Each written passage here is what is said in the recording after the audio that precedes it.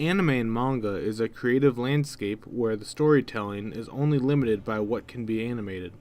And while hundreds of series excel in many things, for me, One Piece has bar none the best world building any anime series has given us.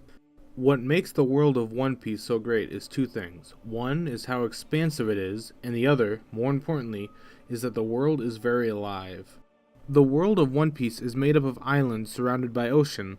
Of those islands, the series so far has had 120 named islands, and as a viewer, we've seen 78 of them. With 900 chapters, that puts it at one island every 8 chapters. Having a world that large and defined doesn't inherently make this world better than others, but what it does do is make the world feel more realized. Imagine how bizarre it would be to see a map of the United States in a TV series, but only the 3 locations that mattered to the story were named, everything else was blank. It'd be sincerely off-putting. If the world was real, clearly the map would feature more than that. So by having a more defined world, the world itself is more real. One Piece manages to nail that, which makes the world feel grander than just a few destinations for a story to take place. Beyond the scope of the world, what matters most is how alive it feels. Having a defined world where nothing happens except the main story means the world doesn't feel alive, it's just a set. No matter how defined it is, if everything just existed solely to support the main story, then no one would buy the world that it takes place in. This is why the most interesting part of One Piece's world building isn't actually the world, but the people living there. For example, look at Boogie the Clown. He's the first major villain, and he is introduced at chapter 9, and then gets defeated within the next 12 chapters. For most initial villains, that's all they would get.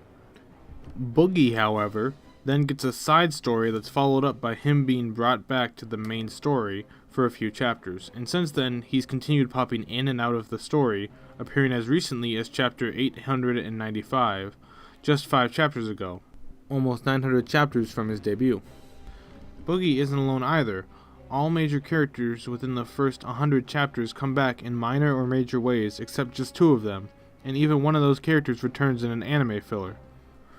Something important is that the majority of them don't return as a part of the main plot, but they return in their own separate ways, from side stories to them appearing on the newspaper.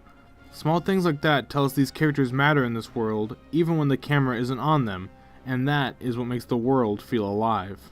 Beyond individuals feeling alive, another important thing is the factions of this world.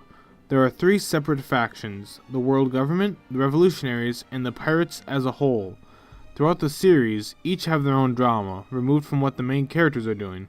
The government ranks change, the pirates get imprisoned, and the revolutionaries get attacked, all off screen. You only hear of the aftermath because what they're doing is important and matters in the world, but it doesn't directly affect the main characters, so we don't get to see it. The fact that anything important can happen and it is not shown is what makes the world feel lived in. People make choices and live their lives not just to service the plot, but because that's what the character would do. What makes a great world for me is if it feels lived in, and that's exactly what One Piece focuses on.